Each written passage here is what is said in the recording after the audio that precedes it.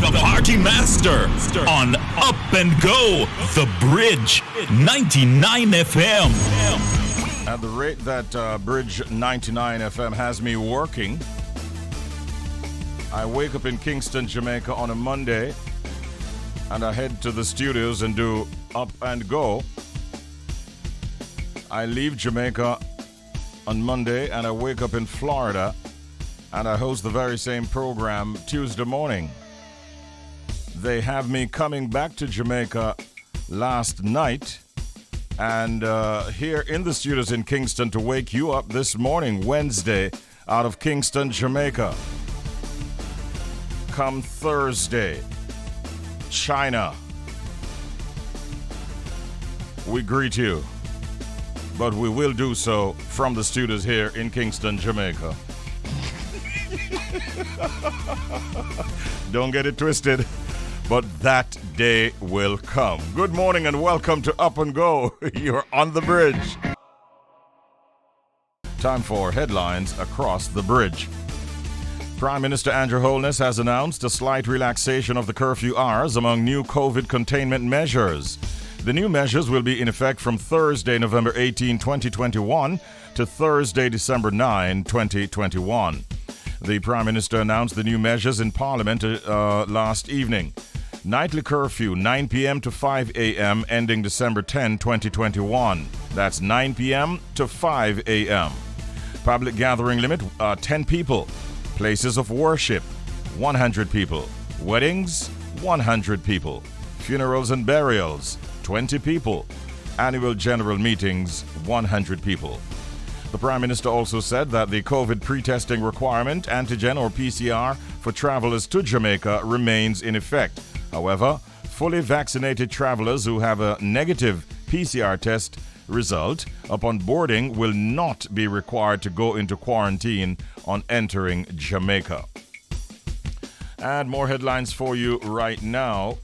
And here's one. Social workers call for breaking of silence on child abuse. The Jamaica Association of Social Workers, JSW, that's the JASW, is calling on community members to speak out against acts of violence and abuse against vulnerable persons, particularly children. There is a culture of silence in our communities that needs to be broken, and all citizens have a part to play, says Project Lead, Professionalization and Regulation at the JASW, Warren Thompson, in an interview recently. He's encouraging citizens to look for red flags that a community member may be a child abuser and bring this to the attention of state agencies for the necessary action to be taken. Take the concerns of children seriously. Conduct research about alleged perpetrators and look for signs of child sexual grooming and other inappropriate interactions between adults and children, Thompson advised. And let's go further afield. Belize to benefit from Republic of China, Taiwan Economic Empowerment Project. Enhancing the economic empowerment of women in Latin America and the Caribbean in the COVID-19 post-pandemic era, Technical Assistance for Women Employment, Entrepreneurship and Financial Inclusion project by the Republic of China, Taiwan, supports the implementation of vocational skills training through reputable organizations and institutions in Belize, as well as support for women empowerment in entrepreneurship. As such, the first 4 beneficiaries of the project will be receiving funding. And that's a development out of Belize. We say hi to all our Belizean friends. And finally, this morning, inside of headlines across the bridge, Islamic State claims responsibility for Uganda bombings. The Islamic State has claimed responsibility for 2 separate suicide attacks that killed 3 people and injured 36 in the Ugandan capital, Kampala, on Tuesday. 2 civilians and a police officer were killed in the blasts, according to police spokesperson Fred Enanga, who told reporters just that at a news conference in the city. The ISIS-affiliated Amaq news agency reported the incident on its Telegram channel on Tuesday, saying 3 fighters set out with bags loaded with explosives. 2 headed toward the Kampala Central Police Station, and the 3rd to the Parliament building, where they detonated, it reported. Police said the attacks bore the hallmarks of the Allied Democratic Forces, the ADF, an Islamist rebel group affiliated with ISIS. Those are the headlines across the bridge. You get them right here at this time every weekday morning during Up and Go. Right now we're heading into what we call What the Fact. Yep, that's where we're headed. And inside of WTF this morning, what do we have? This is interesting. Hunting unicorns is legal in Michigan. Lake Superior State University in Michigan offers a unicorn hunting license. Like, really? Yeah. Unsurprisingly, the chief herald of the unicorn hunters was once quoted as saying, "The pursuit of the unicorn is a lonely quest. We wish them nothing but good luck." So that is the feature What the Fact this morning. What is a unicorn? It's a mythical animal, typically represented as a horse with a single straight horn projecting from its forehead. And you're telling me that in Michigan they're granting a license to hunt him? Why did that even become necessary in the first place? What the fact? Right now, it's time for us to get inside of our Jamaican proverb of the day. I'm going to allow somebody to say it, and then we'll pick up and see whether or not we have a caller who will try to interpret this proverb. The proverb of the day. Let's get to it. If fish de a river bottom and tell you say alligator have gumboil, believe him. 876-676-4996. I want to hear from one of my listeners right now to see what they think that really means. It's our proverb of the morning. Good morning, you're on the air. Hello. Hello, good morning. Good morning, how are you? I'm fine, thank you. Wonderful. Welcome to Up and Go. My name is Richie B. What's yours? Moya. Maya? Moya, M-O-Y-A. Oh, Moya. All right, Moya. Thank you for joining us at this early hour. And I'm really happy because I want to hear what you would interpret that proverb to mean. If fish de a river bottom and tell you say alligator have gumboil, believe him. What's your interpretation of that, Moya?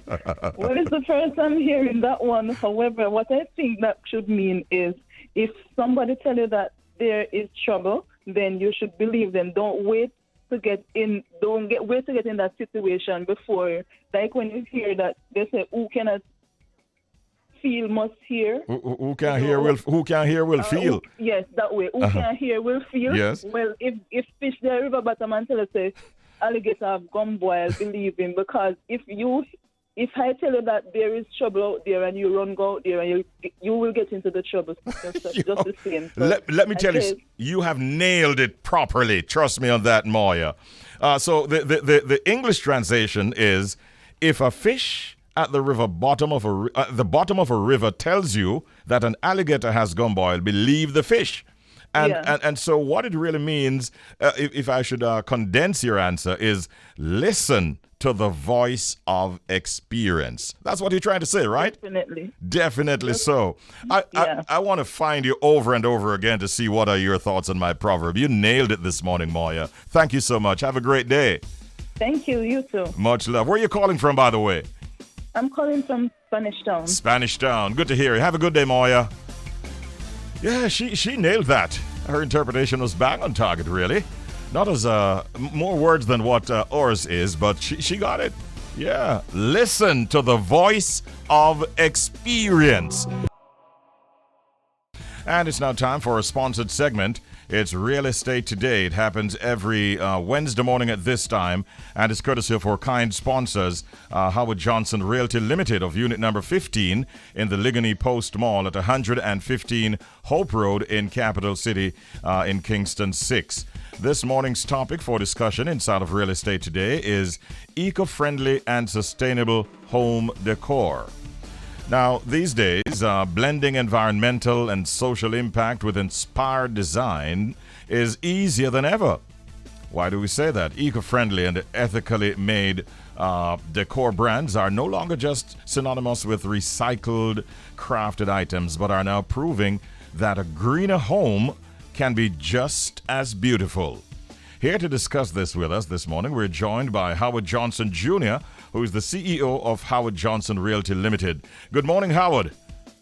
Good morning to you, Richie B, and good morning to all your listeners. All right. I thought, having made an appearance at the early hour yesterday on our show in Florida, that you'd be fast asleep this morning, but you're wide awake, it seems. No, man, riches me are free, riches me are free. As the song by Inner Circle and TJ says, riches we are free. All right. Yes, good to have you on the program, Howard. And we also are joined this morning by Janelle Pantry-Coke, who is the founder and creative director of Spaces Limited. Everything home, everything style, where they make your space a reflection of you. Did I get that right, Janelle? Good morning and welcome. You certainly did, Richie B. Thanks so much for having you. Morning, Howard, and morning to all the listeners. Thank you for joining us, Janelle. I start with you. Tell us, what is eco-friendly and sustainable home decor, Janelle? Sure.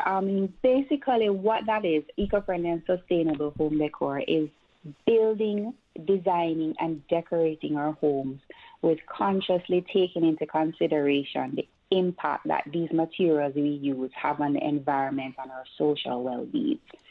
So it's a thing that encompasses from conceptualizing your project, whether you're home renovation, building something new, building a condominium complex, or just from the very get-go, looking at things that will not have a detrimental impact on the environment. Mm-hmm. So as simple in our region in the Caribbean, as simple as looking at the airflow of how we design spaces and lighting, mm-hmm. so that we maximize using natural things, airflow, so we don't use less AC, which is harmful for the environment. Having windows and doors positioned in such a way that we have nice natural lighting coming inside, so that we're not using excessive electricity. So these are things that we can use, which is a sustainable way of designing. Mm-hmm. And it starts from the conceptual side of the actual design of the building itself. Yes. And then moves into the decorating aspect of it. Let me indulge you a little bit more. If I could ask you to give a few more examples, really, of must-have sustainable pieces for the home that can be found here actually in Jamaica. What would you put on that list? Oh gosh, that list is so long. But just to name a few, we have some real great local artisans that are using reclaimed wood. So, the tree has already fallen. So it's not that you're going and you're cutting down anything new. And they're using this material and making fabulous dining room tables, benches, chairs, things like that. Use designers such as Tamara Harding from Mara Made. Then we have a line of driftwood furniture that this designer is using to make mirrors and coasters and trays. So these are just upcycling products that are already here. So Drift Home, Tamara Harding are some of the items and designers who are doing some fabulous work in that space. Mm-hmm. Yes. Howie, I don't have to tell you that there's a current buzz in terms of residential real estate in relation to sustainability. But what I want to ask you is, other than home decor, what would you say are some of the ways we can make our homes more sort of eco-friendly? Well, yes, Richie, I would say a consideration on how you use your light bulbs and possibly changing them out to more energy-efficient light bulbs, even going as far as smart bulbs that can be controlled by the sun or dusk to dawn lights, etc. These are things, as Janelle mentioned, can save on the energy usage. And we would want to encourage persons to look at investing in that. Another thing you could do is invest in solar panels to, minimize the dependency on the electricity or the complete removal of your dependency on electricity. So just as a start, these are two simple things that I know persons could consider. And we are aware that the solar panels may be a large investment up front, but if you're thinking long term, it is something that will certainly pay off in the long run. Mm-hmm. There's something that I should mention, as Janelle was mentioning, byproducts or other things that are used to think about just the usage of our toilet tissues. Mm-hmm. That has a serious impact on the environment in terms of the trees and the water that is used to produce this item. Yes. But there consideration there is in existence use of bamboo to be converted to such use as toiletries. So, maybe when we're thinking of waste, we could think long term and think about some of these products that Janelle and myself were mentioning this morning. Oh, that's interesting. Very interesting, as a matter of fact. When you interact with... No. that part of our island will not be destroyed for that purpose. But Janelle, when you interact with your clients, do you find more requests are coming in for sustainable elements or pieces for their interior design, for their interior designs? Oh, most definitely. I mean, we are all a lot more exposed and we're more conscious of the impacts that we personally have on the environment. And because of that, we're seeing where persons are making a conscious effort to ensure that the design that they're using mitigates against the detrimental impact on the environment. So sourcing products that are socially sustainable, whether it is that we're looking at social impact, things that are made from inner city communities, there's like beads and handcrafting. So that's also another way that we can look at environmental and sustainable development. It's not just about the environment, it's also the social impact that the goods that we purchase have as well. And Howie, you see benefits of incorporating these elements in our homes, right, as far as decor is concerned? Oh, certainly. And there's one buzzword that I'll use for the two instances, and it's savings. You can save the environment, and you can also save your resources, your financial resources. So those are the two major benefits of going, environmentally friendly and going more green in the way you decorate your home. Wow, I've learned a lot this morning, and we're not done yet. Howie, we want to move on now to our tip of the day. Is it related to the subject? Yes, it is. Let's hear it. It is. The tip of the day is for a simple and stylish way to boost your carbon footprint. You can add a house plant or two to every room in your home. Okay. I'll take that. Yes. Add a house plant or two to every room in your house. And that is one way to boost, you say, the carbon footprint? Yes, sir. Okay. That is correct. Yes, that's interesting. Janelle, you agree with that? Sure. One of the things that having the house plants do is to help to purify the air. So it's a win-win for you, and it's a great thing for the environment. Yes. And give them some music, too. We understand they grow better when they hear music. Especially from Richie B. I tell you, thank you so much for that. Howie, let's go on now to what we call going, but not yet gone. Yes, gone. Yes, sir. Okay, well, we want to welcome you to the quiet community of Bridgewater Gardens. The lower level of a two-story house features 2 bedrooms, 2 bathrooms, a living and dining room, and a kitchen. And the property may be rented furnished or unfurnished. And it's located just a few minutes from the beautiful white sand beach and recently renovated Puerto Rico Beach. And it's also 20 minutes away from the resort town of Ocho Rios and approximately 30 minutes from Montego Bay. And it offers a wide array of restaurants, entertainment, and shopping facilities. And we're asking you to contact Denise Tucker today. Denise Tucker, she can be reached at 876-404-5842. That's 404-5842. And we're asking US $800 for this 2-bedroom, 2-bathroom property. All right. Good luck with that, Denise Tucker. And I'm sure you'll get that off your hands very quickly. Well, we're pretty much out of time. It was an interesting feature this morning inside of Real Estate Today. Janelle, where can you be found? We're located at 79 Arden Road on Kingston 10, and you can check us out at spacesjamaica.com. We're online as well. All right. Everything home, everything style, where they make your space a reflection of you. Thank you so much for being a part of the program, Janelle Pantry-Coke. And Howie, where can you be found at Howard Johnson Realty? At the Circle House. Sorry. Unit 15, Ligani Post Mall, 115 Hope Road. That's in Kingston 6. And you can call our offices at 876-620-1457 or website www.hjrealtors.com, and you can visit us on social media using the username at HJRealtors. I'm tempted to ask you, how many times have you circled that house? Boy, I want to part 3 to the press conference. It's a good look with you, and big up yourself and big up the bridge. Yeah, thank you.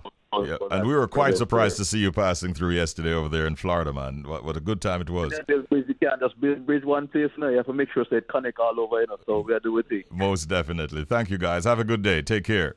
All right, thank you. Much appreciated. That, of course, was Real Estate Today. It happens every Wednesday morning right here on Up and Go on the Bridge 99 FM, and it's courtesy of Howard Johnson Realty Limited of Unit Number 15 in the Ligony Post Mall at 115 Hope Road in Kingston 6.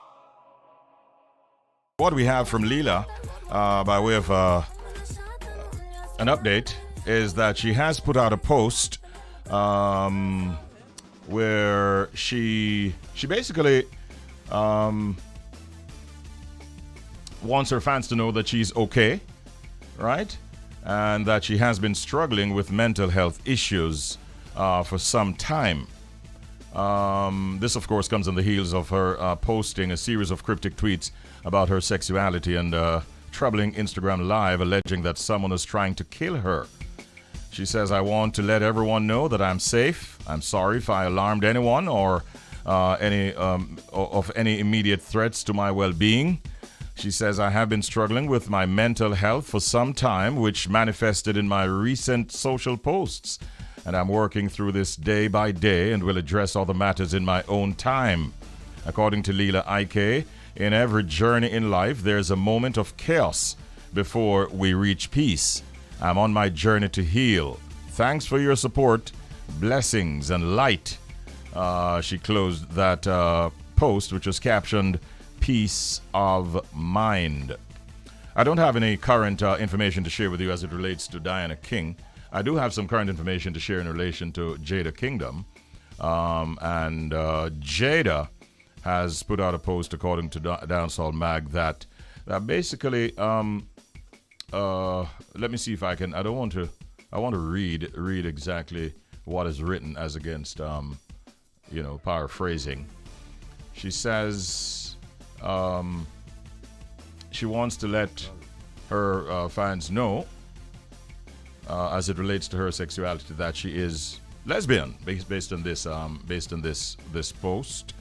I remember just a couple of months ago, I finally, for the first time, says Jada Kingdom, gained the courage to tell my mother that I'm lesbian, and she told me she knew that all these years. That's what Jada Kingdom says. She also shared that she was outed. I'm not quite certain what that means. She was outed by a schoolmate for who she had harsh words. She says there was a young lady in school that outed me because I didn't like her. And the post continues with a lot of reactions coming in. She says, one of her fans says, your music always gave bi energy. 2 different words. And she say, yeah, I guess, but they thought it was for pretend or something. And she encourages persons, that's Jada, to live your life for you, since we're all going to die regardless. All right? So many people would find this surprising because we know up to recently, a few months ago, I think it was, I'd read where she was being very grateful and thankful to Verse Simmons, who persons would have thought was her boyfriend, and so on. So she's giving the facts. It's not what the fact we're doing now. No, we did that earlier, didn't we? Yeah. Why are you saying over there? If there's any male dancehall stars coming, we don't know of that at all. I cannot make any comment in that regard. No posting, no information of that sort. I know of no male reggae artist or dancehall star that is also going that route of coming out and saying anything in relation to their sexuality. You heard anything, any such thing? Not at all. Not at all. And we tap into the news portals as often as we can. So that is it by way of information. We inform, we educate, and we entertain. This is Up and Go, and you are on the bridge. Let's go to the telephone lines right now. 876-676-4996. And we take our first call. Good morning. I hope you have the right answer. I want to give you this money. How are you? Good morning. Hello, morning. Good morning. How are you? I'm fine, thank you. Thanks for asking. All right. I'm happy to have you on the program, and I really want to make you a winner this morning, but you've got to do it right. You've got to give me the correct answer. Did you hear my secret sound? Yes, I did. Okay, and do you have the answer? Yes, I do. Before you tell me, though, what's your name and where are you calling from? I'm Cynthia, and I'm calling from Montego Bay. You said Andrea? Cynthia. Oh, Cynthia. Cynthia out there in Montego Bay. Nice having you, Cynthia. What is your answer to my secret sound game? I know the answer is a spider monkey. Oh, Cynthia. Have we ever had a winner from Montego Bay? No? Oh, Cynthia. Cynthia. What did you say? A spider monkey. She says, I know the answer is a spider monkey. I gave you one clue earlier, sometime last week. It's got some dark under the eyes. Yes, I heard that. And you're still sticking with your answer, it seems, Cynthia. Yes, I am. Ladies and gentlemen, it is Cynthia, the one and only out of Montego Bay, St. James, who has finally come forward with her answer being a spider monkey in this secret sound game. Ladies and gentlemen, I have to tell Cynthia, that's not right at all. Sorry. Oh, Lord. Did she say thank you or something? thank you, Cynthia. All right. She said thank you, I suspect. Anyway, 876-676-4996. She said, didn't she say thank you? Yeah, that's what she said. You all thought she said something else.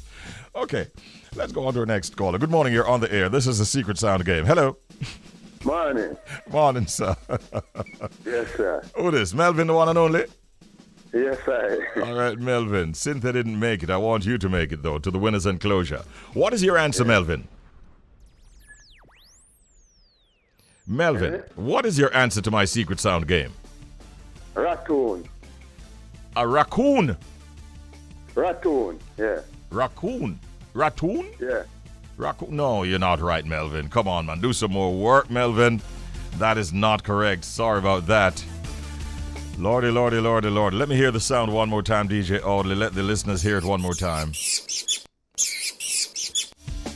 We have $99 US in the jackpot. And if we don't get a winner today, we're going to be adding another $99 Jamaican to make it 8 times $99 Jamaican tomorrow and $99 US. All of that money you can win if you can identify our secret sound. Put some work into it and again, get ready to play tomorrow morning at 8:30 when once again we'll have it for you. The Secret Sound game, only and exclusively here on the bridge during Up and Go. And remember that it's all about money that you can win. 24 now before the hour of 9 o'clock. And we do have a guest at this time that we'll be speaking with. You'd have heard me make reference to it, to the interview segment. And at this time, we definitely would like to welcome to our program from JAMPRO, the Jamaica Promotions Corporation. Our guest at this time is Mr. Gabriel Heron, who has some information to share with us. Good morning, Gabriel. Morning, sir. Richie B. How's it going? Not too bad. Morning to your viewers as well. And listeners too. Thank you so much. Yeah, man. Well, they're viewing us too because we're streaming. And so, with technology. Wonderful. It is 2021, right? Absolutely, Gabriel. Some are seeing us and hearing us, and some are just hearing us. You know what I mean? Now, there is a conference, I think it is the Explore Do Business Jamaica Virtual Investment Conference, DBJVIC. It's happening this month, and I understand that it is to promote Jamaica's growing sectors. What are these sectors that you hope to promote during this conference, Mr. Heron? Okay, so we are focusing on promoting the key sectors within Jamaica. That's agribusiness, outsourcing, manufacturing, energy, tourism, and the creative industries. Within manufacturing, of course, that also falls cannabis as well. Cannabis as well, okay. Yeah. Now, what are the primary goals of the conference? All right, so at the start of this exercise, because first of all, JAMPRO has normally has every 3 years Jamaica Investment Forum. That's this, the flagship event that JAMPRO has. But because of the pandemic, and digital transformation, the decision was taken to say, you know what, let us have a virtual investment conference as opposed to, the normal physical conference where you're confined to a physical space. That has also allowed us to, the outreach globally has been enabled us to be a lot more significant. So instead of, for example, having, 400 persons in a room, we can target 3,000 persons in a conference, as long as the experience is engaging and immersive. Right. So one of the goals is, of course, is to expand the global reach and brand awareness of Jamaica as a business destination, and also to showcase what the investment opportunities are. So, to redefine Jamaica's business brand and to display it positively. Because you and I know, Richie B, that Jamaica is a global cultural powerhouse. Definitely. But it's time for us to start pushing in that business component as well, because we are naturally business savvy people, and we need the world to understand and recognize that. Another goal is to serve as inspiration for investors, both local and foreign investors who are ready to do business in Jamaica and who are seriously considering it. So we want to showcase the opportunities, investment opportunities, but also the economic landscape. What are the plans for the government, the manufacturing sector, the outsourcing sector, which is booming now and is a pillar of Jamaica's economy now, the agribusiness sector as well. And to also to portray Jamaica as innovative, or Jamaican business as innovative, professional, and world-class, because the virtual platform that we're using, it is really a first-in-class knowledge-sharing experience. In terms of being able to go on and book your meetings, look at different streams to your liking, but as a part of the conference as well, for persons who may not be quote-unquote investors, they can experience the conference live via our live stream platforms on our YouTube page, on our LinkedIn page, and also on our Facebook page. All right. So there is an experience for both persons who want to register and be a part of the actual immersive experience of the conference, or you can experience a made-for-TV type approach where you click and you watch for the 2 days. By the way, it's today and tomorrow. Okay, and while we're at it, you might want to share the platforms that they can lock into for registration or participation. Okay, so you can go to explore.dobusinessjamaica.com to register for the conference and participate, or you can simply go on our YouTube page or our LinkedIn page, our Facebook page. That's JAMPRO's? Watch the live stream. Correct. That's JAMPRO. Okay. Jamaica Promotions Corporation. So there are options. So you see this as an event that will hopefully positively impact our Jamaican economy and national development, I suspect. What do you think that investors will learn during the Do Business Jamaica Virtual Investment Conference? If you could just highlight a few of the things that they will in fact learn by participation. Sure. Yes? I'm happy you asked that. Interestingly, one of the points of discussion that came up before the business process starts, what triggers it is exploration and finding out key information. So what we wanted to ensure we did was to have it more of a, not just about talking and speaking about what is going to be done can be done. We wanted the experience to be a lot more action-oriented. So having B2B meetings on the platform was critical, right? Video meetings, audio chat meetings as well. But in addition to that, the conference will feature success stories, investor pitches. It will feature business testimonials, experience of local entities who have had great success with investing in Jamaica. It will also focus, you'll have different panel discussions and interviews on the range of sectors I just spoke to you about. So panel discussions on Jamaica's economic recovery, the Jamaica's Vision 2030, which is delivered by the Most Honorable Andrew Holness, Prime Minister of Jamaica. We also have a welcome message being delivered by the Director General for the World Trade Organization, Dr. Okonjo Iweala. And we have other high-caliber guests as well, speakers. Robert Deshant of IBEX is CEO. From a local side, we have Yanni Epstein, the founder and CEO of ITEL. Yes. We also have Gassan Azan, Mr. Gassan Azan. He is CEO and founder of Megamad.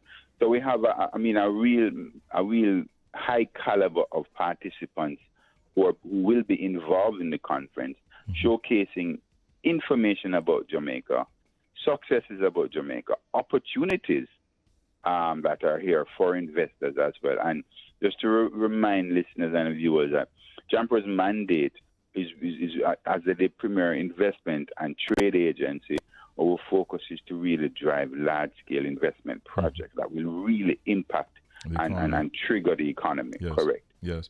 This is really good stuff. It's not the first you're doing it, you said, right? Right, correct. Right. When you look back, if we could backtrack a little bit, you had good successes from previous conferences in terms of investment flow? Yes. So the last conference was held in 2018, held at the Montego Bay Conference Center. And we had an attendance number of about 400, just over 400. And the conference was a success based on the visibility that Jamaica got within the business commerce space internationally. And we got a lot of interest as it relates to investment projects as well. So there's every reason to believe, Gabriel, that this year will be a success. Are you still taking, you said you're still taking registration at this stage? We're still taking registrations. I mean, there is a limit on the platform, but either way, once that happens, there's always a live stream. And, there's one of the reasons why I'm ironing home the live stream, because, for example, if you just want to consume information, it's a more relaxing way to just consume the information. Because we have a host. Today we have Kalila Reynolds as the host of the live stream. So we'll have after session discussions, interviews by the different JAMPRO staff who would give a kind of overview of each sector. So that is more of a made-for-TV type experience. Okay. What should someone do who just thought, well, you know what, having heard Gabriel, I want to get involved. What should they do first process in terms of registration this morning? Or they could go straight to expo.dobusinessjamaica.com and submit their registration. Okay. And it's quite easy to follow through from there. And you follow through the form, fill out the form. Yes. Well, you're Vice President of Marketing at JAMPRO, and I'm sure that you have activated your team and are looking forward to this exciting conference. I hope it goes well for you and for the entire team, because if it does well, chances are Jamaica will do even better. Thank you very much. I do hope so, too. We put a lot of effort into it. This is all for Jamaica at the end of the day. Yes. So, the team has worked very hard, and thank you for our sponsors, our key sponsors, NCB, and of course, FCGB, which is the Foundation for Competitiveness and Growth Project. All right. Good luck and best wishes. Thank you very much for having me. All right. Our pleasure talking there with Gabriel Heron, the Vice President of Marketing at Jamaica Promotions Corporation, JAMPRO. Hi to all the friends over there at JAMPRO. And we focused on the Explore Do Business Jamaica Virtual Investment Conference. And they're looking at all different sectors, priority sectors like agribusiness and outsourcing, manufacturing, energy, even tourism is in there, the creative industries, something that you might want to participate in, because I'm sure that you could learn quite a bit. And who knows, you might even find some investment opportunities. what I like about these conferences is those testimonials from people who have been there, done that, and are prepared to share their experiences. It's good to hear from those persons like that. So check it out, and good luck again, JAMPRO. Right now, though, we're moving to talk to the president of the Medical Association of Jamaica, and we understand that Dr. Brian James, has been having some kind of issues, really, in terms of the communication and logistical situation as it relates to their interaction with the Ministry of Health, specifically as it relates to the vaccination process.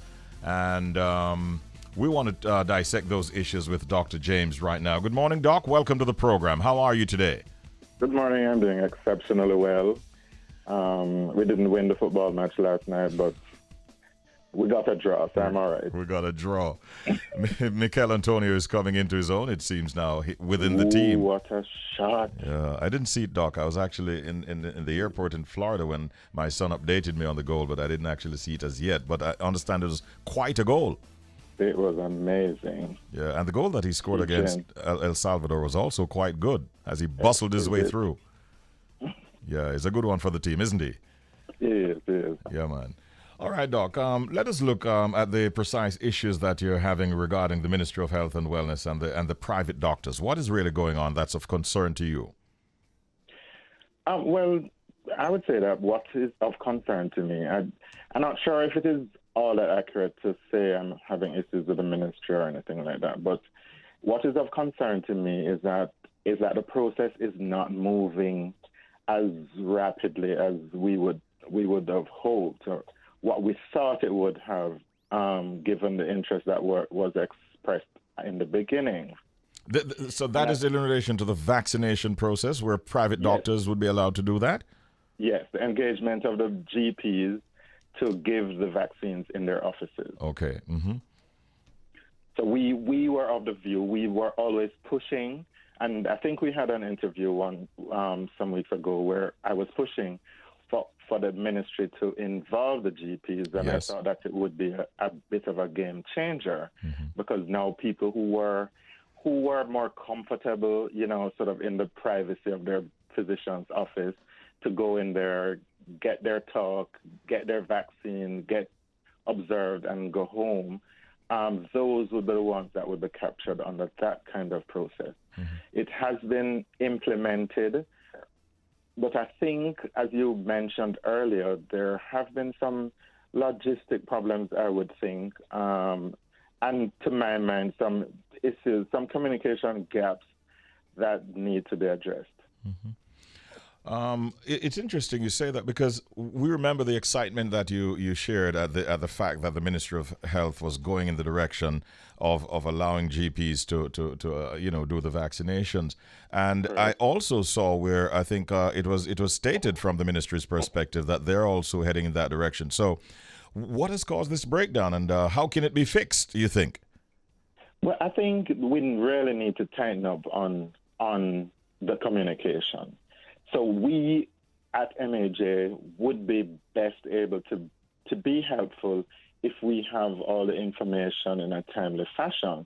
So if we know all the people who are giving the vaccines, if we know how many vaccines are administered by these people, if we know the persons who were contacted, if they were contacted, and did not get started, why didn't they get started? And so we could then offer some kind of support to these people, or whatever the issue is, we could try to be a part of the solution to that. So I think that's really what needs to happen. And we're working on it. We had a meeting recently that involved the minister and the CMO, and there was an understanding, there was an agreement that coming out of that meeting that bit of logistic would actually be improved.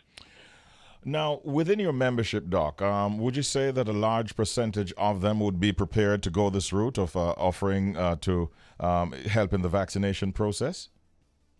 Well, remember now that within the membership, it is not a homogeneous group. So this would be just the general practitioners that we would be talking about, and the family physicians that we will be talking about. Among the family physicians, I think that a fair proportion, I'm not sure whether it would be a plurality, but certainly, we should be able to find 200 to 300 doctors who would be willing to do it, to be a part of the process. Yeah. And pinpointed, what benefit do you think this would have in terms of the overall vaccination process, just to highlight it so people understand? Right. As I was saying earlier, if people have done polls and they've found that 34% or so of the population would be no, totally no, right? But between yes and maybe, we're talking about 66%. Now, the 39 or so percent, or 36 or so percent who are in the maybe, those are the ones that they have various issues, and those are the ones that we need to actually get to. Now, some of those their issue would be, I can't really, going out into the blitz site and the public, the public melee, I might catch COVID if I go in there, etc. That group, I'm not sure exactly what the numbers would be for that. That group would be the group that would be our target audience for this. Yeah, so you met with the ministry. Obviously, it seems like there needs to be more dialogue. Are you seeking another meeting? And if so, has a date yet been set? No, well, I think we've ironed out some of the issues in terms of what needs to be done going forward. So there is, as we speak, more communication happening, and the information flow is a lot better. I mean, it needs to improve still, but we're working on it. Overall, are there any other issue within the medical profession that you care to highlight? We know that we're living in a pandemic, and sometimes even within the membership, you might be, some doctors are under tremendous pressure being on the front line and so on. But what can you tell us in terms of how things are within your profession right now? Well, I would say that a lot of what we're doing is dominated by the fact that we haven't been able to vaccinate a larger proportion of our population. So a lot of our energy is being spent trying to think of ways of addressing this. So, we're involved in a lot of initiatives to get this done. We're partnering with the private sector organization with the private sector vaccine initiative. We are having discussions with the Nurses Association. We're trying everything that we can to see whether we can be a part of the solution to this vaccination hesitancy. All right, and we appreciate and applaud those efforts, and thank you so much for highlighting the challenges you're having and the suggestions you're putting forward. Thank you once again, Dr. Brian James, and all the best to you and your membership. Thank you very much for having me. All right, our pleasure. Speaking there with Dr. Brian James, the president of the Medical Association of Jamaica. But did I tell you that there was a female entertainer who, whilst on tour in the United States, she had this tendency of asking for, at that time, daggering the dance was quite popular, and she had this tendency of asking for someone from the audience to join her on stage.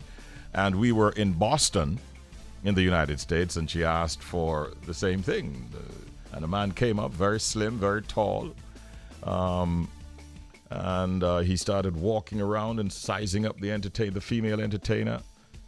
And she turned the mic to him and she says, "Who are you?" And he says in the microphone, "Them call me Dagger Master." And the music was struck up, and Dagger Master lifted up this female dance hall entertainer, and he put her over on a ledge, and he did his thing there, entertaining the crowd. Then he flipped her over. I was actually in charge of the tour, and I was about to go to her rescue. She said, "Richie, leave me alone. I'm quite okay." And Dagger Master was... I got nervous. I'm not going to call her name, but we always talk about it. And I said to her at the end of the show, listen, you might want to walk with your own dance or something, because what I saw at one stage, Richie, Dagger Master hoisted her in the air and her head must have gone within an inch from the chandelier. And I'm saying, my God, you could have knocked out her eyes or something like that. Why is she doing this? All in the game. Entertainment is what it's called, I guess. I don't think she's doing that these days, though. The Rasta would not allow it. Oh, did I say that? OMG. Seems like I gave it away. No, Rasta would not allow that these days. Nope. He would have words with her after the show, like I did back then. You know, it's really nice to see that Ye and Drake are, in fact, squashing their beef. And that was posted recently. Ye posted a pic, and it says, wow, Drake has a big house. Who would have guessed? And he apparently had a meeting, it is believed, at Drake's home with him, and would have had some discussions. And it seems, from all indications, that the beef between Drake and Kanye is over. Now, if those two come together and start working on a project, imagine what's going to happen in terms of sales. Not just that, by extension, the amount of money that they'll be able to make if they come together. So that is a good look, and we wait to see what happens. Drake is also quite a businessman. He has a $100 million mansion in Toronto, and my information is that he's now going the route of starting a tour, a virtual tour. You can get a virtual tour of Drake's mansion, valued at about $100 million, and he calls that crib the Embassy. So if you want a tour of Drake's Embassy, you can do so on Drake Related. I think it's going to cost you some money, though. So really, when you get right down to it, it's another way to make another $100 million. And who knows, he might have $200 million homes through this process that he can put up for virtual tours to make some more money. Drake, you are a smart chap. Sean Paul is also one of the stories, in one of our stories, and that this story has to do with the fact that Sean has now revealed that although he has now 2 songs done with Sia, they have never met. Yeah. They've never met. We've never met in person, he says, which is crazy. My management asked if I would consider doing a song with Sia, and at the time I had just been musically schooled by my mum, so she was like, Sia is a great artist. But I thought she meant Gangnam Style rapper, Psy, which is spelled P-S-Y. That is what Sean said. And he went on to say that, they have just never met, and they have now their second song, which just recently came out and is doing very well. At this time, every Monday, Wednesday, and Friday, it is when we have our big simulcast with Irie Jam Radio out of New York City. And the man on location is none other than Jamaica's pride and joy, the one and only DJ Roy. Good morning, sir. Good New Jersey. Morning, sir. Vacation. Richie B. Yes, I. Days of Wine and Roses. Irie morning. Irie morning. Ready up. Run the tune. He's back from a quick mini vacation. I'm working one of that. I don't know if Sharon Burke used a private jet to get him in and out. No custom search. Richie B. Yes, sir. Man, I was listening to you yesterday, man. Yeah, man. Heard you with Freddie and Chino and Conscience and your brethren Shaggy, who came in at the last minute, and a host of others in a circle. Yeah, and he actually called me when I was working on something. Yeah. Where you at, Richie B? Where you at? Where you there? You're supposed to know it. I'm like, Shaggy, I draw the short straw on this assignment. Hey, listen, do you know that, let's focus a little bit on pleas and thanks. We'll get back to the event of yesterday, but you know that the same person being referenced by you I had the please and thanks argument conversation when the broadcast was done. And do you know that at 10:45 this morning when we sign off here, I will be able to play a dub plate special that he sent me last night, less than 24 hours after I made the request? That is Shaggy. And even though he's not in New York anymore, he moved his studio from New York to Florida. So it's really like how I come downstairs and turn on the machine. Yeah.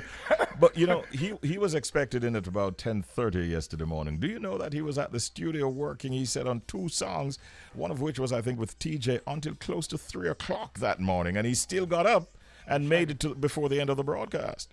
That's Shaggy, man. That's my brethren. Yeah.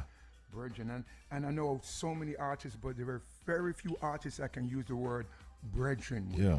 Yeah, that's my brethren, man. Yeah, man. Please and thanks at work. It worked, and we're really impressed with his cooperation on that. We had a good day yesterday, though. DJ Roy, the Inner Circle Band have teamed up with TJ, and they made a big launch. There's a video that's out as well, and a host of celebrities came through. In fact, I went and did my COVID test and got back in the afternoon, traffic permitting, and when I got back, there was another round of a press conference going on at that time. They had like Marcia Griffiths and Kimani Marley and so on that were in the house. And earlier on, you'd have heard all these top guests that were passing through. It was laden with celebrities. But this morning, I'm feeling the way you did when you went back to New York after doing Best of the Best.